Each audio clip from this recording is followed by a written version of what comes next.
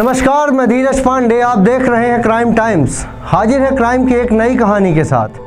क्या आप कल्पना कर सकते हैं कि एक क्रूर और अत्याचारी इंसान अपने जिस्म की भूख मिटाने के लिए रिश्ते और मर्यादाओं को किस हद तक तार तार कर सकता है।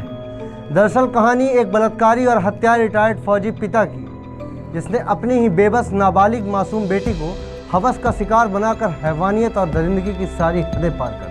और बदनामी के डर से इंसान के रूप में आदमखोर पिता ने अपनी लाचार और मासूम बेटी का बलात्कार कर बेरहमी से हत्या कर दी और इल्ज़ाम गांव के युवकों पर लगा दिया। सच कहें तो एक पिता की हैवानियत का किस्सा बताना मुश्किल हो जाता है, शब्द गूंगे हो जाते हैं। सोचिए कितना निर्दयी होकर घटना की जांच का अध्ययन किया गया था। घर में नाबालिग मासूम और लाचार बेटी को अकेला पाकर क्रूर अत्याचारी पिता की नीयत बदल गई और उसके सर में हैवानियत सवार हो गई।